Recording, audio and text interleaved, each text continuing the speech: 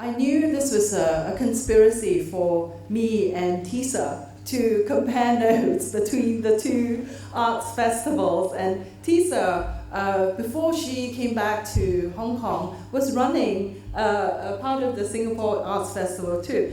So I'm very, very excited to be really engaging in this conversation with Tisa.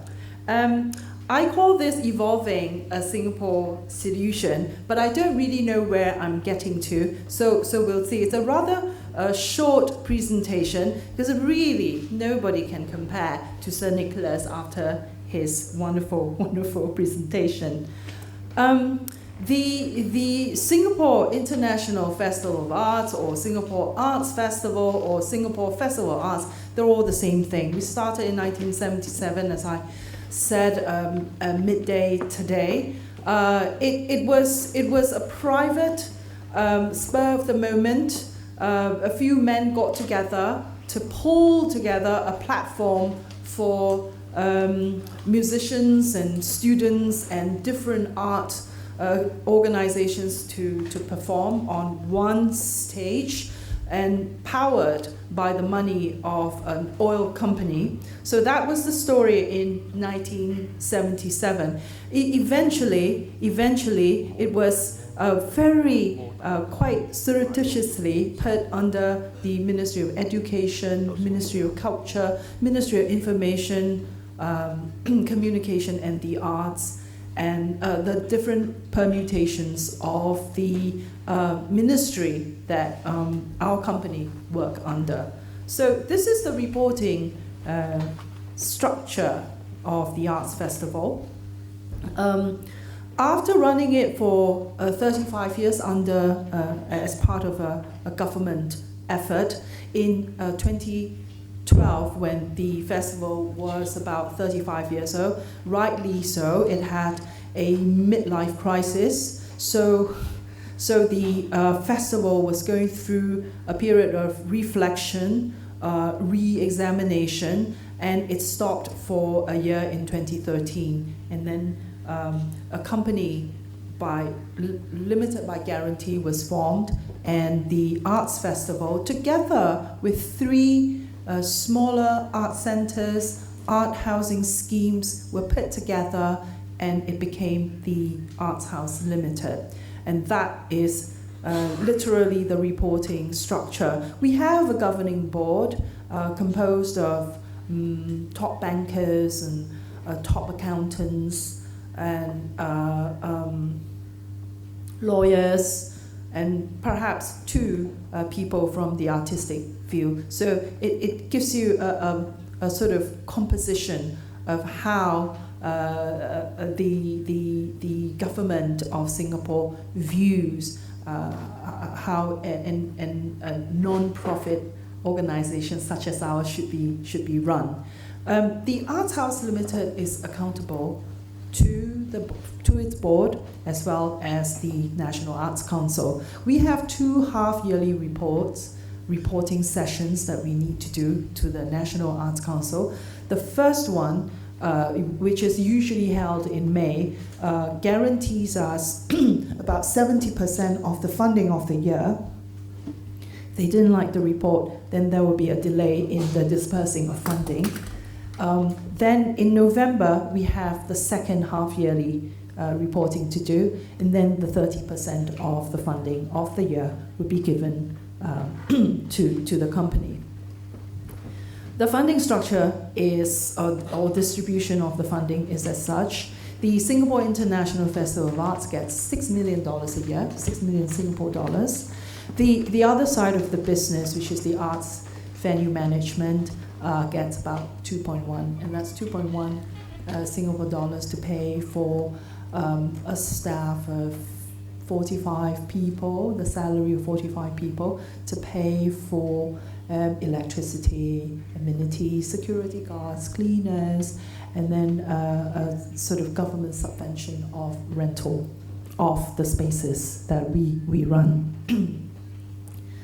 So with that, I think I'll rest it at that for the structure and the sort of reporting method of our company vis-a-vis the Ministry and the Arts Council.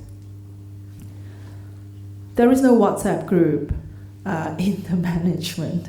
They're very much using reporting system, the old-fashioned reporting system. I then want to address the topic of ecology. As far as I'm concerned, I think the ecology has to be grown, or ecology has to emerge organically. And for a festival of ours, obviously your stakeholders are going to be the audience. The audience in the past 3 years have become younger. Your mobile phone, smartphone wielding, really media savvy people. They hang out a lot. They like to attend post-show talks. Pre-show talks are always full. So they're intellectually engaged. And it's still a very niche audience. Last year, or this past festival is obviously one of the most successful in terms of audience number. We numbered more than 100,000 people, so it's a very, very good thing. But it's also, remember, a $6 million project each year. So the audience is very encouraging, and they obviously love the festival very much. And there's, with the help of social media platform, and the different sort of interaction sessions we hold with the audience, it's obvious that there is great relationship, great rapport between the festival and the audience.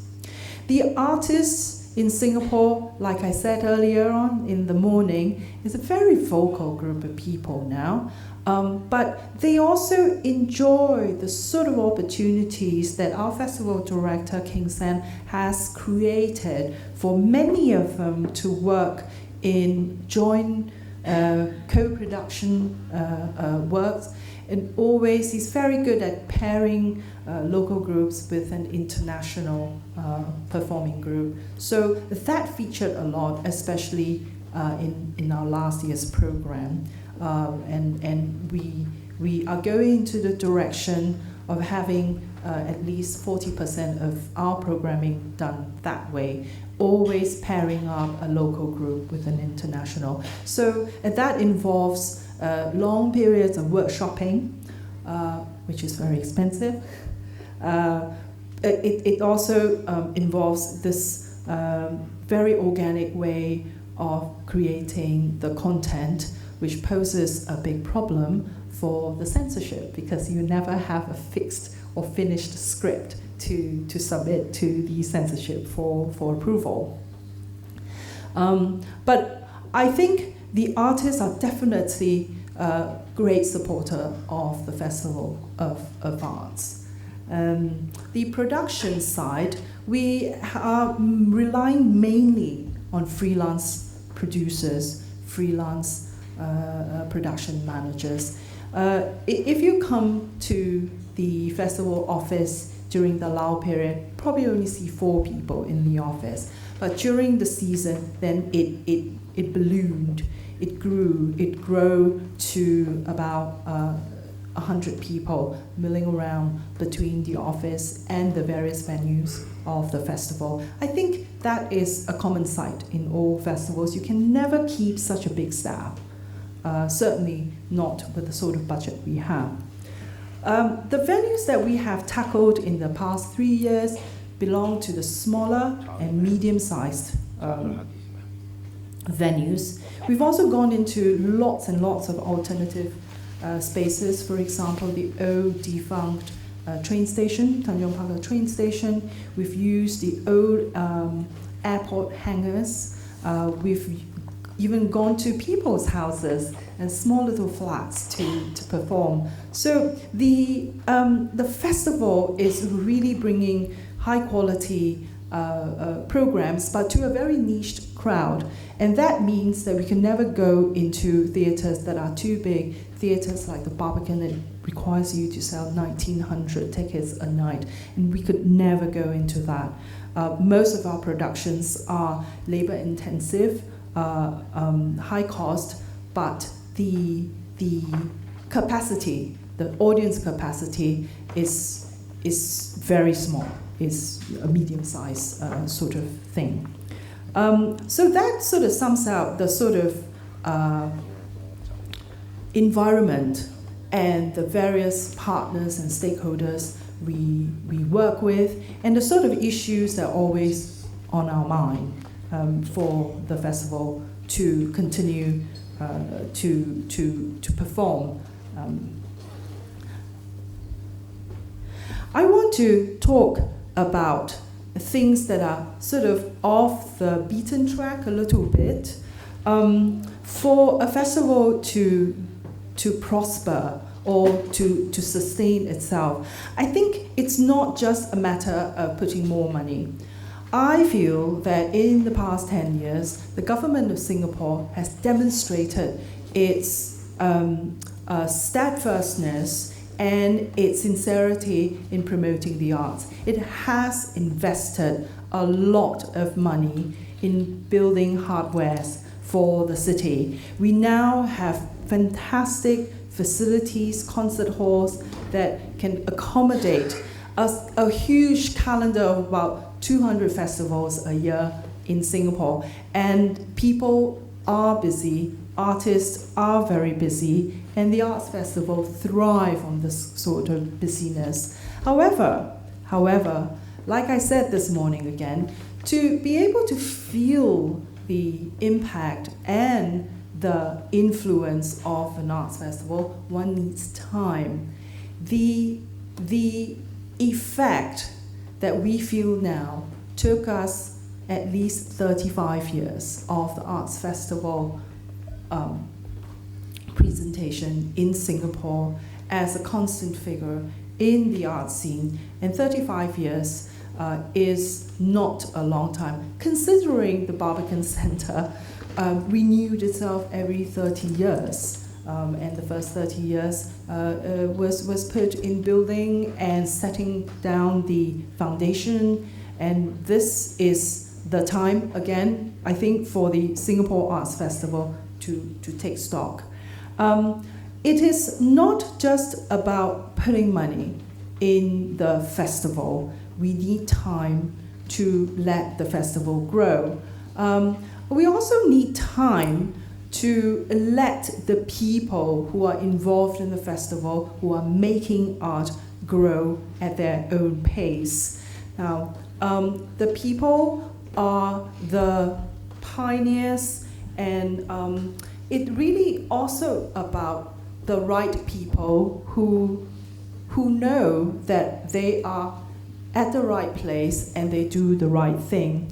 At the press conference of the 1977 first inaugural Arts Festival, the floor, the person who was taking the floor was Mr. Ong Teng Cheong, who was our late president, an avid piano player, and he was then an acting minister of culture. So, and sitting right next to him was the CEO of the ExxonMobil oil company, putting in the $120,000 to form the Arts Festival. So I think this is a fortuitous moment for a young man like Mr. Ong Teng Cheong to really pull his weight and put the money where his mouth is, and then galvanizing ministerial efforts to pull together the Arts Festival.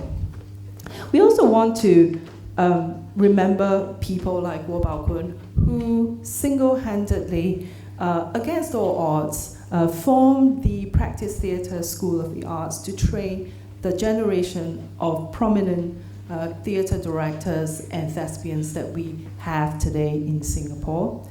In the music scene, Goh Sun Teo, and with his two daughters, Sylvia and Vivian Goh, they're the first generation of violin and cello teachers. They're the first generation of the trainers of the junior and youth orchestra.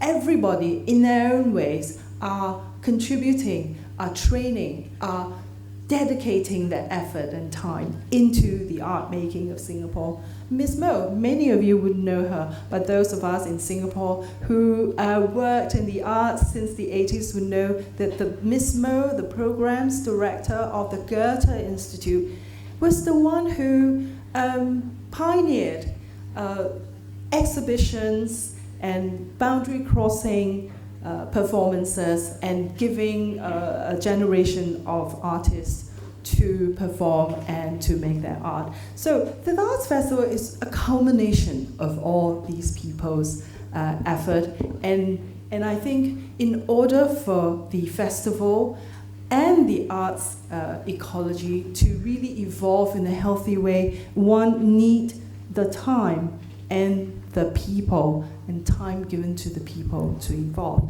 So what I'm suggesting is, like I said, there is money, but the money may not be so accessible to most people because the government is still the biggest funder of the art. What do we need now? We really need love and fresh air. We need the love to nurture a society who will love the arts for what they are, for what it is, not for the tax benefit, to celebrate, enjoy, and really live the art. And, you know, I think it's time we stop telling ourselves we feed ourselves first. We put before we engage ourselves in the art. That is really the wrong attitude from now on. We need art, whether we're sick or healthy. We need to have the feeling that we're incomplete without the arts. So, and we shouldn't compare. Sponsors or funders mustn't compare the art with the number of hospital beds they get in Ward C. So without art, I think the Singapore International Festival of Arts would have died in its midlife crisis in 2012. It is the love from the artist community that resurrected, that made sure that the Singapore International Festival of Arts went on. Fresh air, it's so important at this point of artistic development in Singapore. We have to let artists create with no more fear. We can't be creating in a closed-minded society. And damn it, we can bite the hand that feeds you. Why is it that you have to be protective over the interest or the name of the sources of money? I think the attitude of patrons have to change. You are giving the money to the creation of something wonderful. There's something that will sustain the society for a long time to come. So on this note, I think I have left much food for discussion, and I would like to pass the floor to Tisa. Thank you. I'm sorry you're hearing me twice, in a short period of time. For friends from Hong Kong, I apologize. You know some of this already, but I'm just going to repeat it, right? This is what we did last year. So just, actually this year, we just finished this one, right? Next year's festival is coming up. So at 44 years, this is the kind of scale of what we do.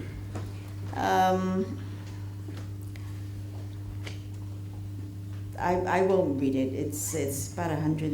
We present. It's about a 5-week-long festival, and I hope that there are some brochures outside, and you can have an idea of the mix and the diversity of work that we do.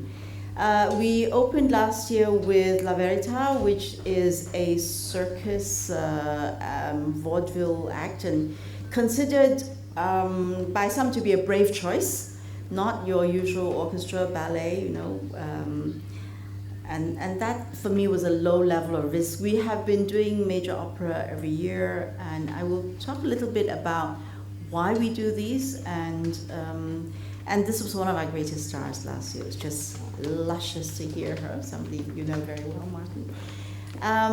We do Cantonese opera. We're very committed to this local art form, and we were lucky to have Master Yao, who is in his 70s, do this extremely difficult and taxing role beautifully.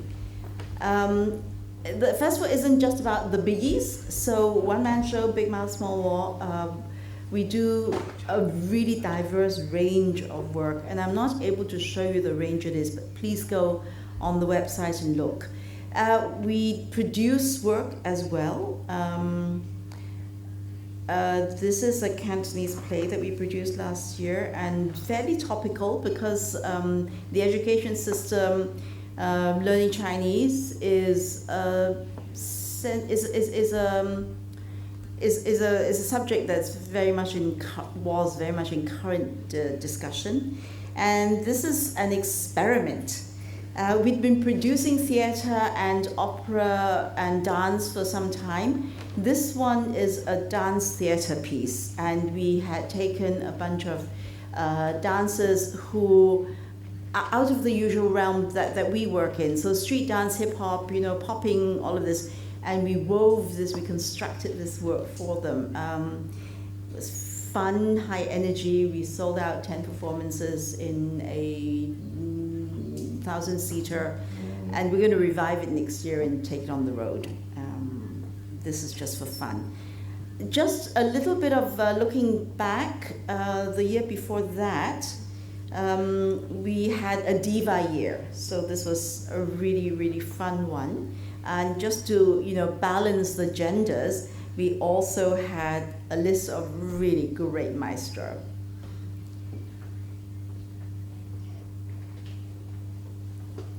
The year before that, going back in time, we played with the idea of heroes because that really made sense for a lot of the work that we were presenting that year. It also felt like the world, Hong Kong and the world, needed some heroes. So we needed to feature these guys. This work has since been in Shanghai, I know, in a number of other cities. This was a Shanghai and Taiwan collaboration that Hong Kong produced, based on a very well-known Chinese piece of literature. The big opera for us that year was Lohengrin, and in conjunction with that, we commissioned a small chamber scale work called Before Brabant. 70 minutes, contemporary music, but what happens before the Lohengrin story. And this one is going to have its German premiere next year. So I will speak a little bit more about this, but it's fantastic that work that you create for a festival has a life afterwards. And this is part of that ecology that is the topic of the day, and something that I will come back to. The Hong Kong Arts Festival, it's different, as someone has briefly mentioned, different from many of the other festivals that have sprung up in this region subsequently, because this is really a people's initiative. And some of the people there began it. On the left, Sir Aaron Shaw, who was our president for life, and he used to throw the most amazing parties at Shore Studios. And in the early days of the festival, when this was not so well known, this was the thing for which it was famous. You have to go to the Hong Kong Arts Festival, you have to go to the Sir Aaron's parties, So you make your fame how you can. In a way, the festival's been fortunate for the attention that is received from the government, because the head of the government, whether it is the governor or now the chief executive, this is Chris Patton, looking rather more slim and dashing in those days. And the chief executives, all three of them, Tung Chi Hua, Donald Tsang, and our current chief executive, Siwa Leung, they've all kindly, graciously, been to the opening of the festival, which gives us a certain position in the community, given that this began life as a community effort. It also creates a misunderstanding that because the chief executive comes to the opening and it's called the Hong Kong Arts Festival, that somehow the government is very involved and that they fund us, very well, and that we're a part of the government, and all of which we need to explain. This is too small to read, but this is the mission. And the first one is really important and guides what we do, which is about artistic standards and qualities. And that's very hard to define. And Martin this morning talked about not programming by committee, because really it has to be a vision, somebody you trust. And I hope that I'd like to think that over the last 45 years, whoever has been in that seat in the festival, they have built and developed the trust. And I must point out, and he won't thank me for this, but Professor Jiang Sanman was in my job, in his day, and he put down fantastic foundations, fantastic blocks, which the benefits of which I'm still enjoying. So the mission has stayed on course, and this also is important, and this comes back to the ecology. The Hong Kong Arts Festival to me isn't just in Hong Kong. We're not just located there, but we're in, of, and for. And that guides a lot of what we do. I mentioned briefly the need, the feeling that we needed heroes, and therefore the theme. Next year, actually, we have a theme of In the Moment, and I will take a couple of minutes to explain why. The boring part, the finances and the structure.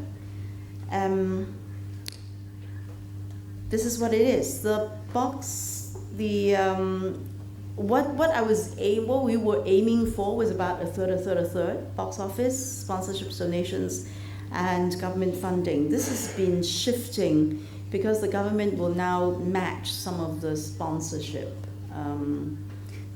This is the projection, the estimates for the next year. So this is by no means definitive. It is what we think we will do.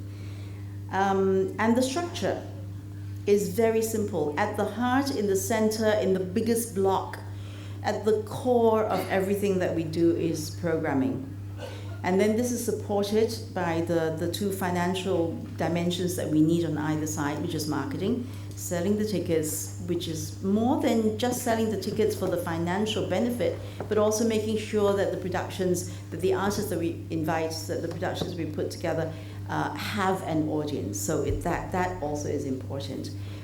Development is sponsorship, and so it is finances, donations, but also in those two sidebars, it also represents for me our community partners. It's part of the ecology.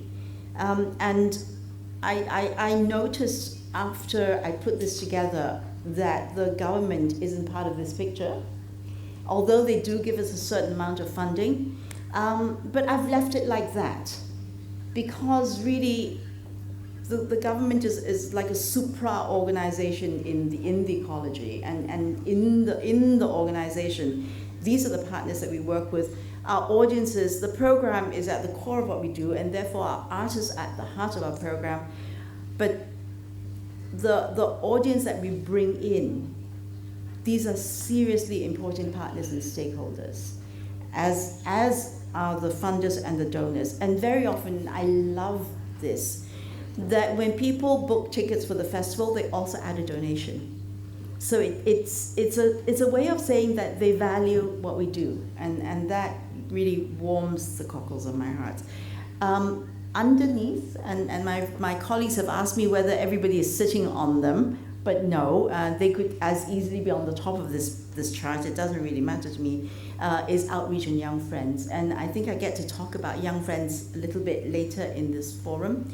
But outreach, working, deepening the relationships and allowing for greater interaction between the artists, our audiences, and even people who don't buy a ticket can come and see and enjoy the offerings that surround our programming. These are all things that we would very much like to do. I talked about a little bit about the ecology. The festival had started to commission work from quite a long time ago. One of the first ones was Pina Bausch Window Washer in '97.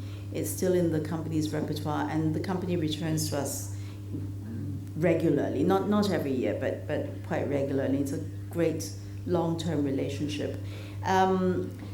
We also commission, with companies in China. This is just a random sampling. There's more than this, but with the National Theatre of China, we did the Green Snake, which has gone on to tour, I think, quite extensively in China and has wound up in BAM, a year after the premiere in Hong Kong. As part of the ecology, the international ecology, and the relationships that we have, the artists that we work with, at home also, this is important. In the last 6-7 years, we started producing original work.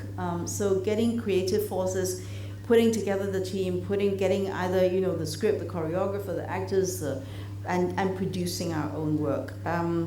There's been a range, a lot of theatre, some dance, quite a lot of dance, opera, as I mentioned, and this kind of experiment that we did last year called Dance Up, which we're going to revive. This is one of them. Two images of this work, which to me is very Hong Kong. It's about contemporary life in Hong Kong, contemporary couples in Hong Kong, but also riffing off or inspired from a very well-known and well-loved Cantonese opera. We did, this was our first complete opera production, Heart of Coral, based on the life of a writer who was born in Heilongjiang in China, in northern China, and made her way through very turbulent times down to the south and eventually ended her life in Hong Kong. And that seemed to particularly resonate.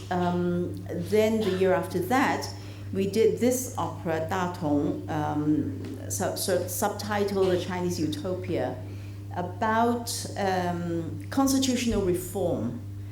Very small work, four main singers, 6 chorus, tiny chamber orchestra of 13 or so in the pit. This went well, and we will again be reviving this, and we will be taking this to London next year.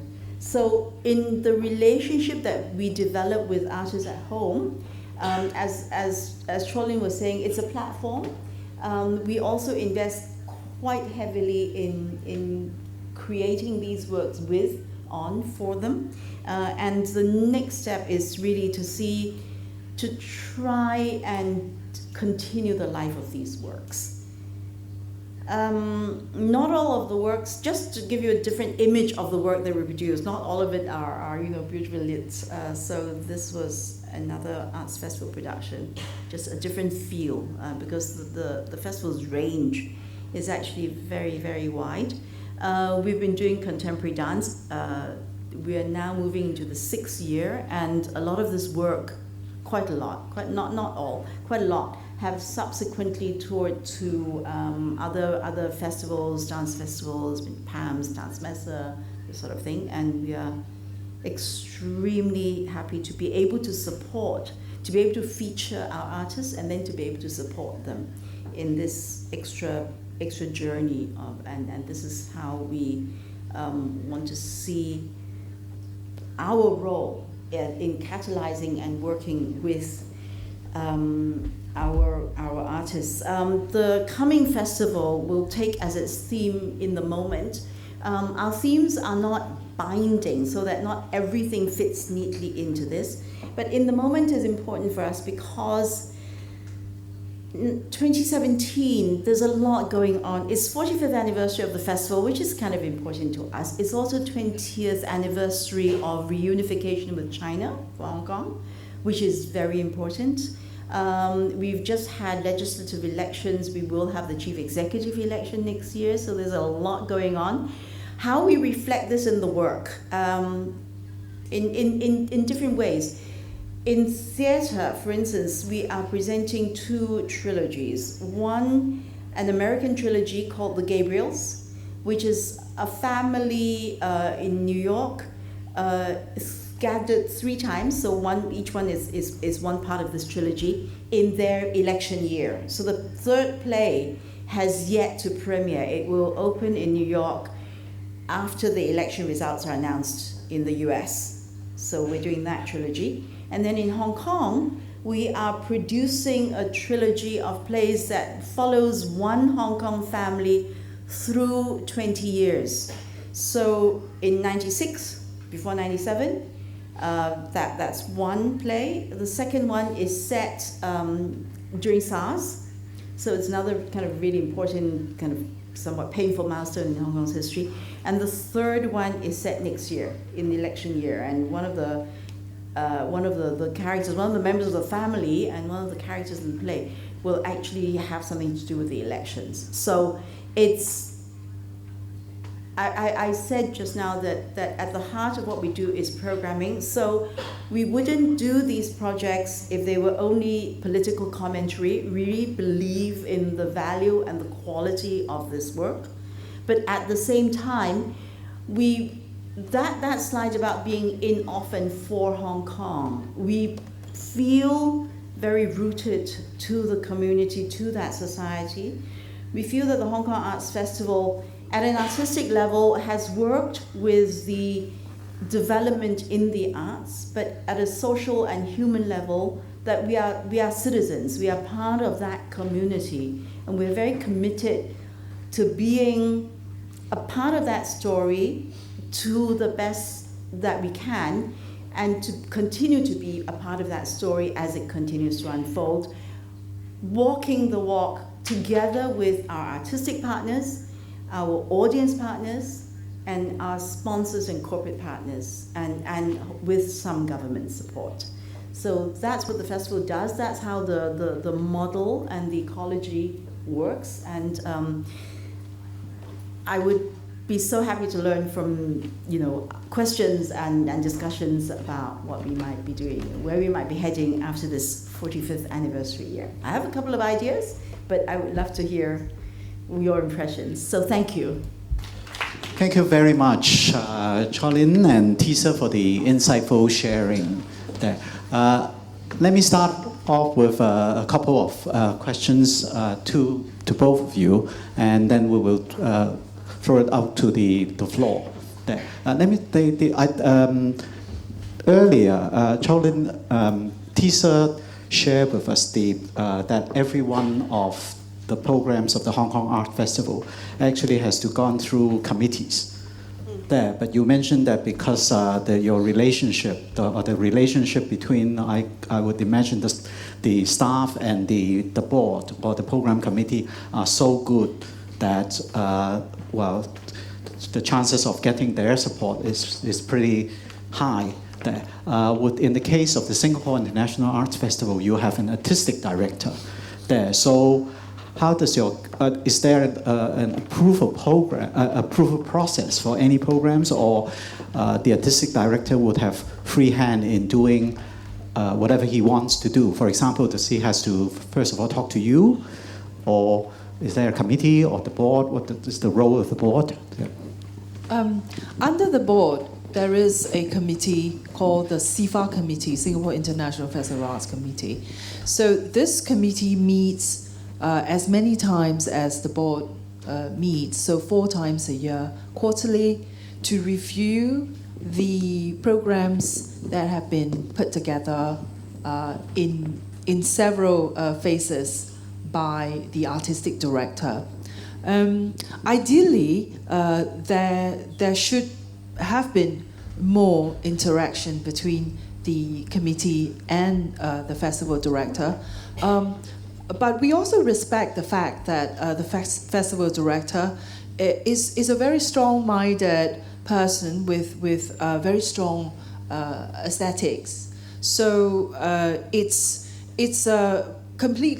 are completely reliant on this committee to peruse and to discuss critical issues that may come about due to the productions and the programs that he selected.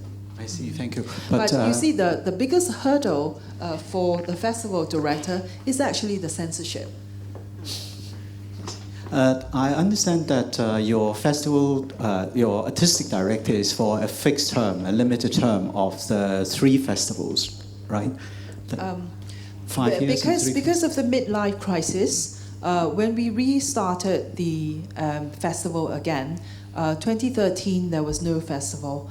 And the contract for Mr. Ong is 4 editions of festival, just for the festival to have a longer sort of head start or head start. I see. And you are already in the process of recruiting the next festival director? Yes, the words have been out, so any of you who are interested in being the next festival director must have a strong stomach for censorship. Because I felt that, I personally thought that it was a very bold move for Singapore to become a separate entity first, and also at the same time to have an artistic director there. And I understand you were involved actually in the review process, in the review report or the committee before you joined the festival. So what were the expectations then on the artistic director there when you recruited one? 75% of the representatives who sat on the Arts Festival Review Committee in 2012 are artists, practicing, functioning artists, and the small percentage, 25%, are arts administrator, arts manager like myself, and a couple of other people. So there was a strong consensus, for obvious reasons, that the festival had to remain within the artistic community and to be aligned with the artistic aspirations of the artists. I think that was also a critical point in that whole midlife crisis. And I think really, truly, it is based purely on the earnest needs for the festival to continue that were expressed by the artists, that the Arts Festival was resurrected. So the appointing of an artistic director is nothing new. Tisa will agree with me that the previous Arts Festival had all been run by an artistic director. Before Ong Keng Sen, we had Lo Ki Hong, who now works for West Kowloon.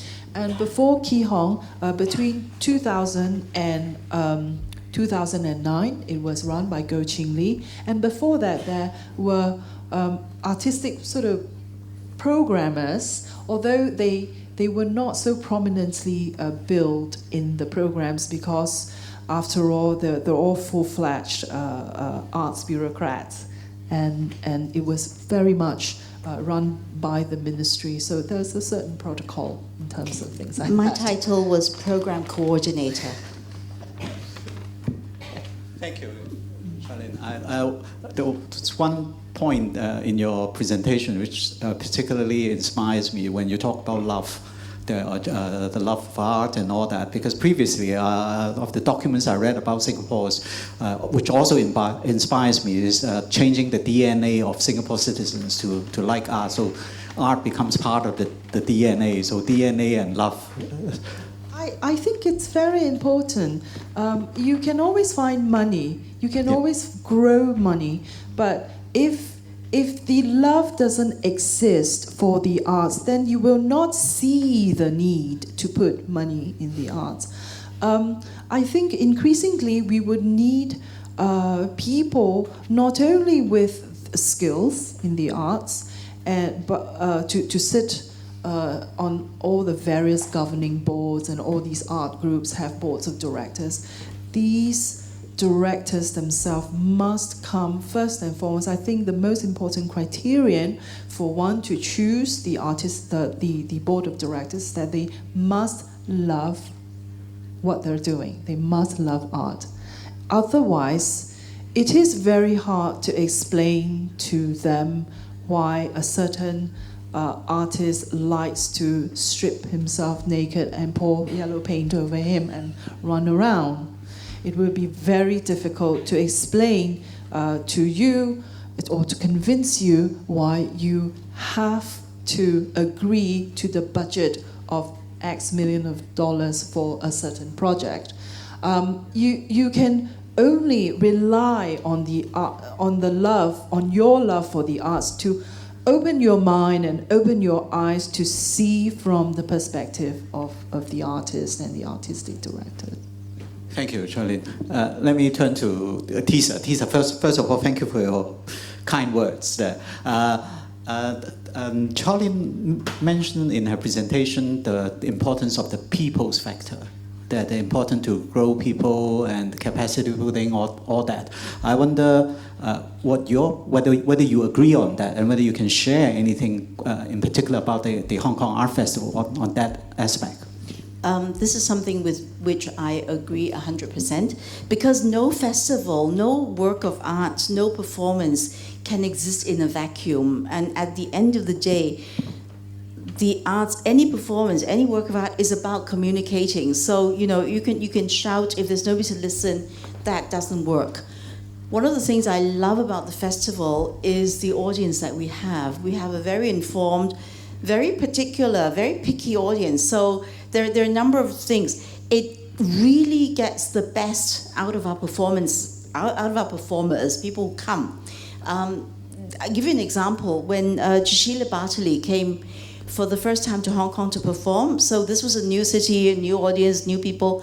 She didn't know what this was going to be. So I think there was a certain tension before she came. She did 2 concerts with us before the first one.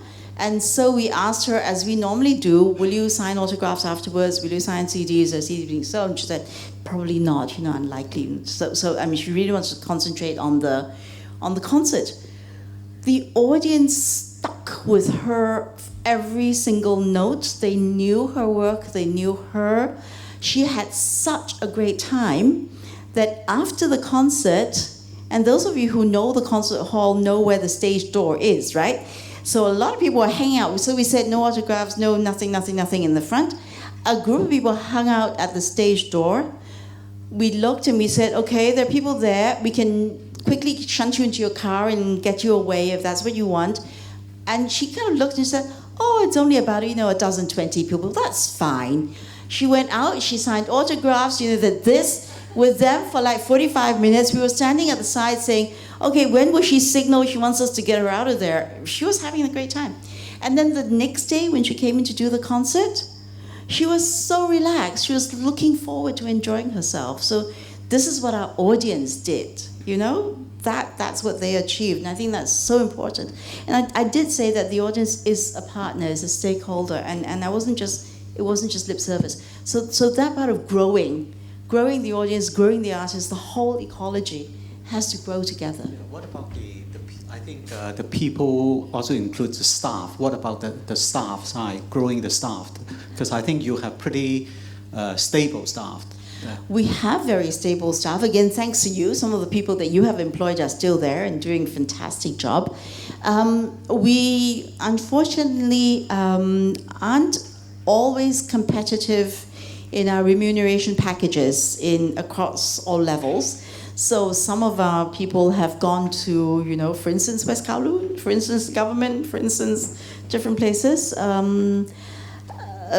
But in a way, I guess it means that we are bringing young people in and they're getting to learn and work and grow, and some will be able to stay and some won't. The staff, in the last 10 years, the staff numbers in the office, this has increased from about 27 or so to close to 40. So we're growing. The budget's gone from 65 million to 120, so that's great. It's good. It's a good, healthy growth. So with that, and I'm hoping that as we go forward, we will also be able to give the staff a little bit more training opportunity, a little bit more, the time to go out and refresh and to learn. Thank you. We have about 10 minutes, and I think I should open it to the floor and see if there are any questions from any of you. Any questions? Yes, please. Hi, thank you, Tisa. Very, very tremendous your experience and achievement through the art festival. I remember because I came to Hong Kong 22 years ago, and the people told me that Hong Kong is a cultural desert. That was really, I was wondering why people say that, because I was fascinating to watch the many art festivals programs, and the price was very, very friendly compared with where I'm from, Korea. The ticket price is tremendously very friendly price for the international performers and performing arts and all kinds. And obviously, I also grow with through the art festival and attending many shows. And of course, always when art festival come and always listening your talk through the internet. And interesting for me is when you mention about the outreach program and young people education for the. This is because it's a part of the audience building. They are very, very important factor to sustainable for this art festival and also for the education for the next generations. How you can develop more for the more audience for the young generation? Can you share on this? I think we actually have a session. We actually have a session on that tomorrow covering that very topic. Perhaps, Tisa, you want to say three sentences? Very quickly, one of the things I will talk about at greater length tomorrow is the Young Friends program. That's one of the big investments that we make in. And we think of it not only in terms of developing future audience, but also serving a different audience even today. So, students, young people who might not otherwise come to the festival, because we have these programs, we bring them in, and hopefully they will stay and they will become the audience of the future. The festival has offered half-price tickets for students almost since the beginning, but now so that continues. But we also have a whole range of outreach activities for adults as well as for young people. So, please, I hope you'll be here tomorrow. We'll talk a little bit more about that. Thanks. Charlene, you want to share something on the outreach? Because I think Tisa will be in the session tomorrow, but not you. I think we do a lot of outreach, and that is really the way to expand your audience base. The outreach can take in many different forms. Last year, we worked with the People's Association, which is really very much the propaganda organization for the government to galvanize the people, especially in the early years of nation building. We brought performances to people's flats and houses, and we had mentors artist mentors, maybe an actor or a painter, to work with the house owners to perform. So you not only go into somebody's house, you also watch the owner of the house perform. Very small, each performance can hold about 20 people, or as big as the house or the flat can hold. So it went down very, very well with the community. So that's one very interesting way of outreaching, and certainly it brought the name of the festival to the corners of Singapore that we would never imagine.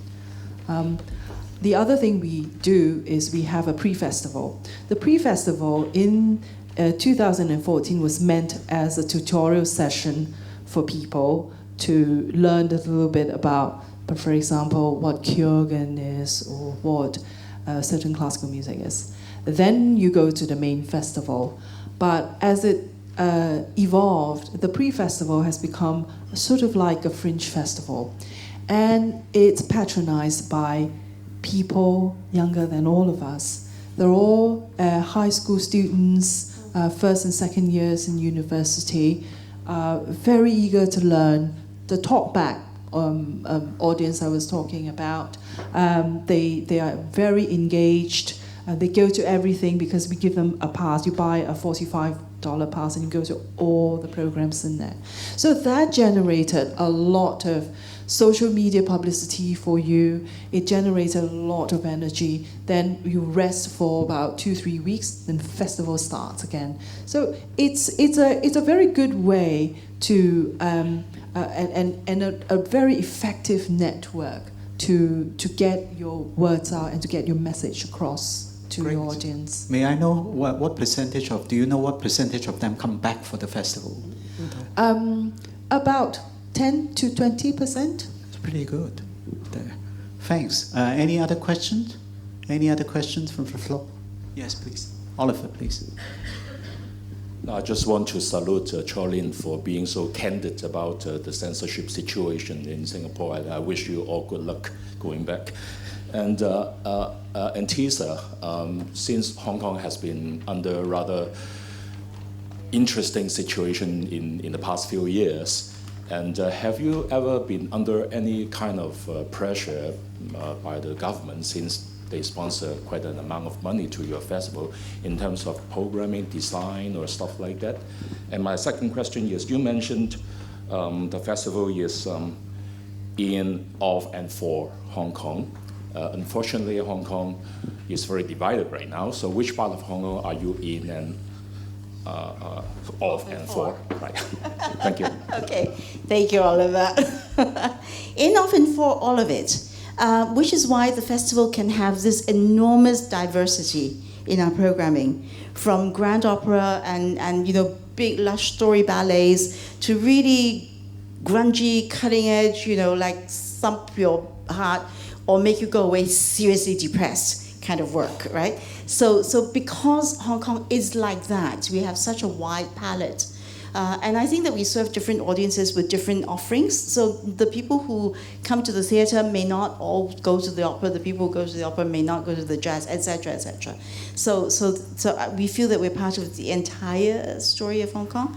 And the other question about pressure for programming, no, not at all. There are two dimensions to this. I think Hong Kong is in a situation where if there was any perceived pressure on programming, there would be such an outcry. So that one we're absolutely not feeling or seeing. The other is that the government does not give us a lot of money. Where did you hear that one? The government gives us, next year it may look a little bit better, but at the moment, the guaranteed funding that I have in my hand, signed contract with the government, for a $120 million festival is 17 million, right? That's 15%. So really, they're not in a position to tell us what to do at all. And it's not a bad place to be.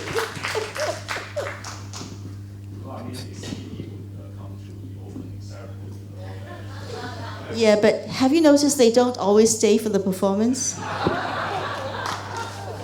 Very busy, they need to get back to their papers.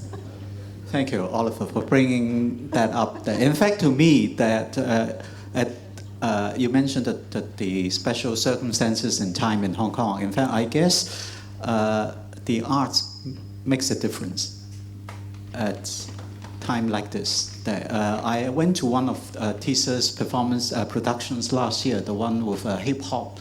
When both hip hop dancers, when there was both the younger generation and the older generation, probably from two political camps there. And I actually congratulated Tisa afterwards and said maybe the politicians, the political parties should go and see her show.